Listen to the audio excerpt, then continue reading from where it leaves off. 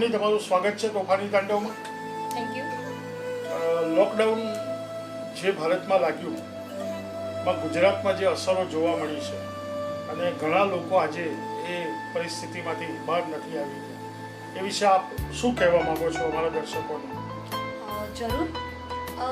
અત્યારે છેલ્લા 4-5 મહિનાથી આ કોરોનાની જે આપણે કહીએ છીએ પેન્ડેમિક સિચ્યુએશન, એ સિચ્યુએશન અને મહામારીને લીધે લોકોના શારીરિક કરતાં માનસિક સ્થિતિ ઉપર વધારે અસર પડી છે.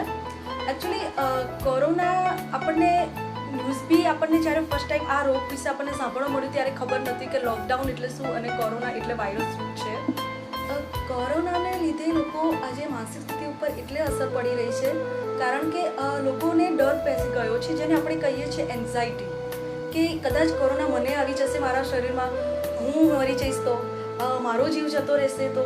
એના લીધે લોકોને માનસિક સ્થિતિ બગડવા લાગી છે.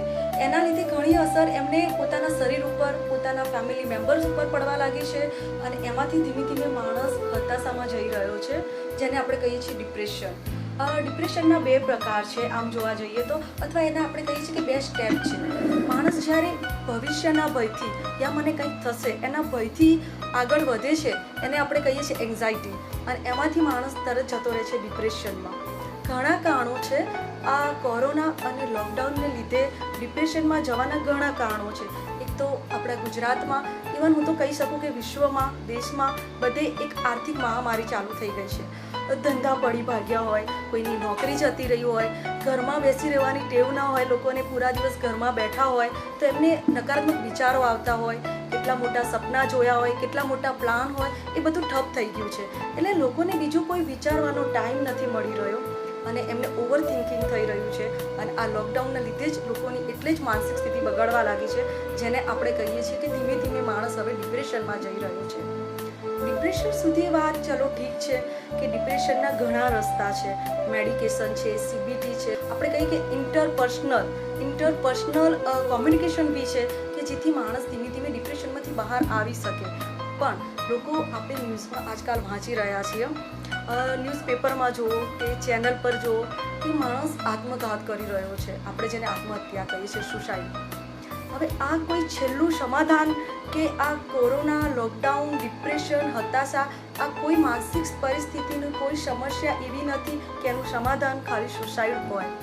અત્યારે નાની નાની વાતમાં કોઈ મોટા મોટા એક્ટર, મોડલ જુઓ કે સારા પ્રોફેશનમાં હોય, એન્કર્સ હોય, એ નાની વાતમાં એકદમ એનો હાઈપ ઊભો કરીને એ દરેક સુસાઇડ કરી લે છે. એવું જરૂરી નથી કે આ લોકડાઉનને લીધે થઈ રહ્યું છે, પણ એક લોકડાઉનમાં એમના ઉપર વિચારો હાવી થઈ રહ્યા છે એટલે આપને નેગેટિવ વિચારવાનો ટાઈમ મળી રહ્યો છે, ઓવર થિંકિંગ કરવાનો ટાઈમ મળી રહ્યો છે, એટલે હવે સુસાઇડના કેસીસ વધી રહ્યા છે. આપણે જોવા જઈએ છીએ તો ડિપ્રેશન એવું જરૂરી નથી કે આ કોરોનાના લીધે કે લોકડાઉનના લીધે થઈ રહ્યું છે. ડિપ્રેશનના ઘણા પ્રકારો છે અને ઘણા કારણો છે. પહેલું કારણ છે કે એક્સપેક્ટેશન, એને છે ને આપણે કહીએ છીએ આશા. આશા રાખવી એ બહુ સારી વસ્તુ છે, પણ એની સાથે આપણું મેન્ટલી સ્ટ્રોંગ રહેવું જરૂરી છે કે કદાચ હું નિષ્ફળ થઈશ તો હું આગળ વધીશ, એવું જરૂરી નથી કે હું હારીને બેસી જઈશ ને હું ડાયરેક્ટ સુસાઇડનું વિચારીશ. નાનપણથી જ અત્યારે તમે નાના બાળકો જોશે ને આપણે પૂછીએ કે બેટા કેમ તું આમ બેઠો છે, કે હું ડિપ્રેશનમાં છું. એને ખબર નથી કે ડિપ્રેશન એટલે શું છે. અવની તારી વાત બિલકુલ સાચી છે.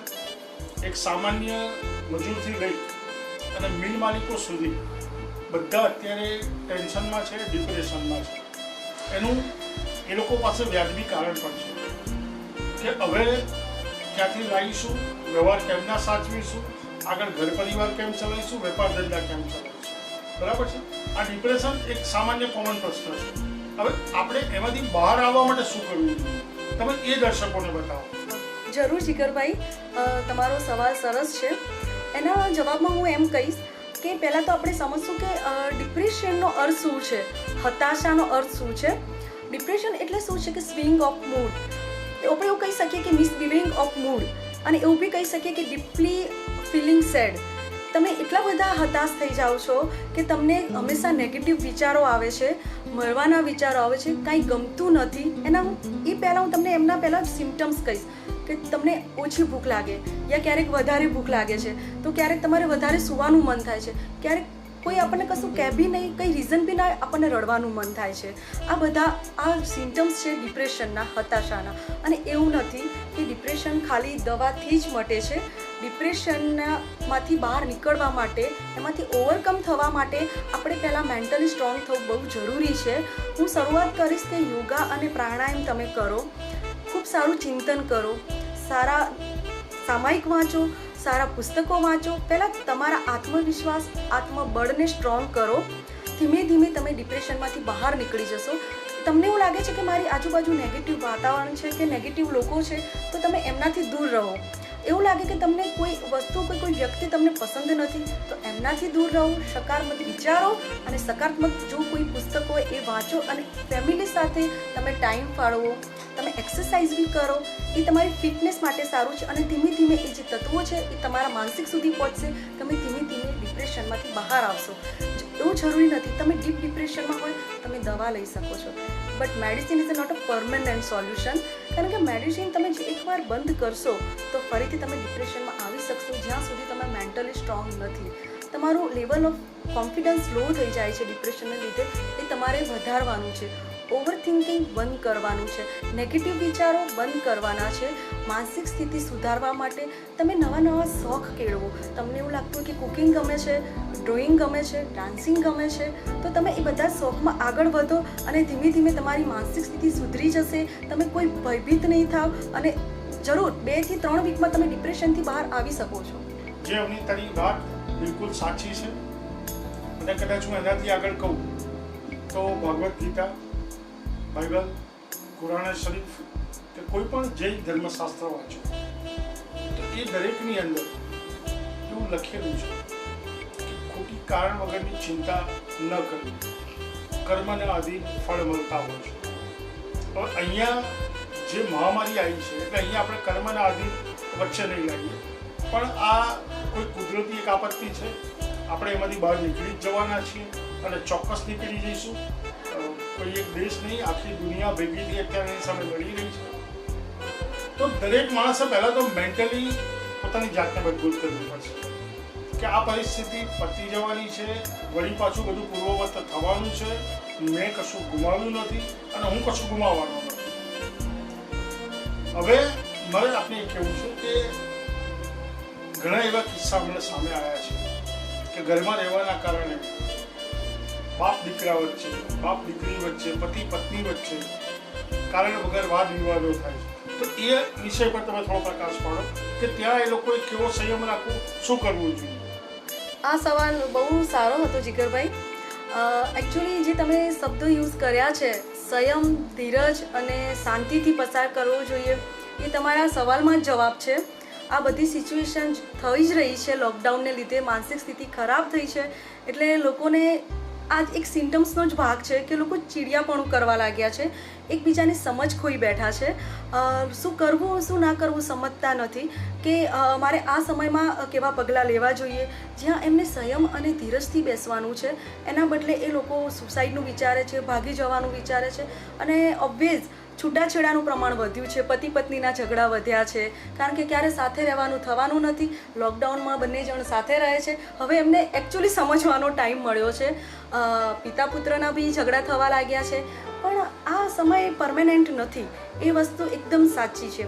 તમે એ શબ્દનું બી સારું વાત કરી કે ભગવદ્ ગીતા વાંચીએ છીએ કે આપણે કોઈ બી ધર્મગ્રંથ વાંચીએ છીએ, તો હું એમાંથી થોડેક એક્ઝામ્પલ લઈશ કે જેથી લોકોને ખબર પડે કે ખાલી આપણે જ એવા નથી કે ખરાબ સિચ્યુએશનમાં આવ્યા છે. કળયુગમાં છે એટલે આપણે આવ્યા છે એવું કાંઈ નથી. 4 યુગ છે, સતયુગ, દ્વાપર યુગ, ત્રેતાયુગ અને કળયુગ. દરેક યુગમાં ભગવાનનો અવતાર થાય છે અને ખુદ ભગવાને બી આવી સિચ્યુએશનમાંથી નીકળ્યા છે. હું એક વાત તમને શ્રી કૃષ્ણ ભગવાનને કહું છું ભગવદ્ ગીતામાંથી કે શ્રી કૃષ્ણ ભગવાન જન્મ્યા જ એ પહેલાં જ એમનું નક્કી હતું કે એમને તકલીફો પડવાની છે. એમને જન્મ્યા પહેલાં સ્ટ્રેટેજી કે પ્લાન બની ગયો હતો. એમના કંસ મામાએ પ્લાન બનાવી નાખ્યો હતો કે આ છોકરો મારે મારવાનો છે તો મારે એને મારી નાખવો છે. હજુ જે બાળકનો જન્મ નથી થયો એને જન્મ્યા પહેલાં જ એના મારવાના પેતરા થતા હોય, એનાથી મોટું શું દુઃખ હોય એના મમ્મી પપ્પા માટે. પછી દેવકી માએ કીધું વાસુદેવને કે મારો છોકરો મારા ભાઈને મારી નાખવાનો છે, એ પહેલાં તમે નંદલાલાના ત્યાં યા જસોદાજીના ત્યાં મૂકી આવો. કૃષ્ણ ભગવાન ત્યાં ગયા. હવે રાજકુમાર હતા, રાજા બની શકે એમ હતા, છતાં એક ગરીબ ગોવાળિયાના ત્યાં જન્મ્યા. ગરીબ ગોવાળિયાના ત્યાં રોટલો અને છાશ વગારેલી ગાધું હશે, ગાયો વચ્ચે રહ્યા છે, એ બી એમના માટે તો દુઃખ કહેવાય. મોટા થતા જયા એમ ઘણા રાક્ષસો પણ એમને મારવાના પેંતરા કર્યા છે. એમને ક્યાંય શાંતિ નથી મળી. ભગવાન હતા, ક્યાંય શાંતિ નથી મળી. અધર્મની સામે લડવા માટે એમને ધર્મની સાથ આપ્યો, એટલે કે પાંડવોનો સાથ આપ્યો. તો કોનો બ્લેમ સહન કરવો પડ્યો? કૌરવોનો, કે તમે તો પાંડવોને સાથ આપો છો, તમારે અમારી સાથે નથી. અલગ સમાજ સોસાયટીના બ્લેમ સહન કરવા પડ્યા. હવે આ જગ્યાએ કૃષ્ણ ભગવાને આમ જોઈએ ને તો જન્મ્યા ત્યાંથી ધિક્કાર જ મળ્યો છે. એ વિચારો ભલે ને ભગવાન હતા પણ અવતાર તો એમને માનવીનો લીધો હતો ને, તો એ વિચારી શકું કે હું નાસી જાઉં ત્યાં પછી હું સુસાઇડ કરી લઉં, અત્યારે તો માનવમાંથી છુટકારો મળું, વૈકુંઠ ધામમાં જાઉં, ફરી ભગવાન બની જાઉં. પણ ના, માણસ તરીકે આપણે આવ્યા છીએ, આપણે આપણા કર્મનુસાર ભોગવવાનું છે. જે લખેલું છે બદલી નથી શકવાના. ભગવાને આપણને અહીંયા મૂક્યા છે તો શ્યોર આપણને કંઈક કર્મ કરવા મૂક્યા હશે. બાકી ભગવાનનું માઇન્ડ આપણા કરતાં બહુ સારું છે અને બહુ સારી સ્ટ્રેટેજી અને પ્લાન લખી રહે છે. એ શું કામ બધાને માણસોને ઘડી ઘડીને જમીન ઉપર કીડિયા નગરું કરે? બિકોઝ કારણ કે સમજે છે કે આ માણસમાંથી ક્યાંક કોઈ બીજાને કંઈ સારું શીખવા મળશે. આ માણસ હશે તો કોઈ બીજા માટે કંઈક સારું થશે, આ માણસ હશે તો એને કંઈક સારું મળશે. તો જ ભગવાન બધું વિચારીને જ કરે છે. બાકી કોઈ જીવ ધરતી ઉત્પન્ન નથી થતા. અગર જો ભગવાનને આટલી તકલીફ સહન કરવી પડે તો આપણે માણસ છીએ. રામ ભગવાને 14 વર્ષનો વનવાસ કર્યો છે, એમને બી તો તકલીફ ભોગવી છે. તો આ આપણે એમાંથી એ શીખવાનું છે કે જો કે ભગવાન માનવ અવતારમાં આટલું સહન કરે છે તો આપણે બી કરી શકીએ. અવની તારી વાત બિલકુલ સાચી છે કે ભગવાન રામને 14 વર્ષનો વનવાસ મળ્યો હતો. કૃષ્ણ ભગવાનનું આખું બાળપણ આ રીતે લડવામાં અને પોતાને બચાવવામાં જ ગયું હતું. એથી વિશેષ હું આગળ કહું તો આપણા બાપ દાદાઓ કે આપણો દેશ અગાઉ ખેતી પ્રધાન હતો, ખેતી ઉપર જ આપણે નભતા હતા. ત્યારે ઘણીવાર એવું બનતું હતું કે 2-3, 4 વર્ષ સુધીના ચોમાસા નબળા જતા હતા. પણ ત્યારે આત્મહત્યાનું પ્રમાણ નહીવત હતું. એનું કારણ કે એ આપણા પૂર્વજો પાસે એવી એક કોઠાસૂઝ હતી. આજનો માનવી કંઈક દેખાડો કરવાની લાઈમાં નવી ગાડી લે છે, બાળકોને ગજાવારની મોટી સ્કૂલોમાં મૂકે છે, એટલી ટ્યુશન ફી છે, એવી લાઈફસ્ટાઈલ છે. તો લોકોએ અહીંયા આ પણ મારી નજરે એક શીખવાનો વિષય છે કે આ તબક્કામાં તમને ઘણું શીખવા મળ્યું છે. તો એ શીખી તમે કરકસર કરવાની રાખશો. લોકડાઉન આવ્યું છે, કોરોના આવ્યો છે, એ જતો રહેવાનો છે, એમાં કોઈ શંકા જ નથી. પણ આપણે અહીંયા કંઈક શીખીશું તો આપણું ભવિષ્ય ચોક્કસ ઉજળું છે. આવની હવે આ કાર્યક્રમના આપણે અંત તરફ આગળ વધી રહ્યા છે. તમે દર્શકોને આ પરિસ્થિતિમાંથી બહાર નીકળવા માટે શું કહેવા માગશો? જરૂર જીગરભાઈ, આ પરિસ્થિતિમાંથી નીકળવું એટલું અઘરું બી નથી. જિંદગીનું મહત્ત્વ સમજવું બહુ જરૂરી છે. આપણે કોઈ એક જ સિચ્યુએશન કે કોરોના કે મારા 5 મહિના જ મારી જિંદગી છે એવું નથી. મારું એક સપનું આગળ આવવાનું જે ઠપ થઈ ગયું છે એ મારી જિંદગી નથી. મારે કરોડ રૂપિયા કમાવા હતા અને હું હમણાં ના કમાઈ શક્યો એ જ મારી જિંદગી નથી. જિંદગી બહુ મોટી છે, ભગવાને સમજી વિચારીને આપી છે. કહેવાય છે શાસ્ત્રોમાં કે 84 લાખમાંથી આપણને એક જન્મ માનવીનો મળે છે. તો પછી આપણે એને આવી રીતે કેમ બેકાર કરી નાખીએ? શું ખબર કે આત્મહત્યા કર્યા પછી બી આપણને જન્મ માણસનો મળશે કે નહીં મળે? તો જે મળ્યો છે એ આપણે સારા કર્મોથી કેમ ના બતાવીએ અને આપણે એને સારા વાંચનથી લોકોને મદદ કરીને કેમ ના વિચારીએ? આપણે જિંદગીનું મહત્ત્વ સમજવાનું છે. જિંદગી હંમેશા આવી સિચ્યુએશન આવે, કોરોના અને લોકડાઉનની વાત નથી કરતી, હંમેશા જિંદગીમાં એટલા આશાવાદ બનો કે જેટલું આપણે સહન કરી શકીએ અને હંમેશા પોઝિટિવ રહો. જિંદગી હંમેશા હસતા હસતા જીવવી જોઈએ. કંઈ બી થશે પણ જો તમારામાં આત્મવિશ્વાસ, આત્મબળ હશે તો તમે જિંદગી બહુ સારી રીતે જીવી શકશો. એમાં તમને કોઈ જ નેગેટિવ વિચારો હાવી નહીં થઈ શકે. એટલે જ હું એટલું જ છેલ્લે કહીશ કે always live a life with smile. જિંદગી હસતા મોઢે જીવો. જિંદગી એક આશીર્વાદ છે. Thank you. અવની ખૂબ સરસ, તમે ખૂબ સારી દર્શકોને સલાહ આપી છે અને હું એવું માનું છું કે ચોક્કસથી બધા એની પર અમલ કરશે. તોફાની તાંડવ સાથે જોડાવા બદલ, તમારો કિંમતી સમય આપવા બદલ તમારો ખૂબ ખૂબ આભાર. નમસ્કાર. થેન્ક યુ જીગરભાઈ. હું દર્શકોનો બી આભાર માનું છું અને જીગરભાઈનો બી આભાર માનું છું કે મને એમને આવો સરસ મોકો આપ્યો છે તોફાની તાંડવ ચેનલ દ્વારા કે જે હું આ લોકોને મદદ કરી શકું અને મારો આ મેસેજ લોકો સુધી પહોંચાડી શકું. તમારો બી ખૂબ ખૂબ આભાર.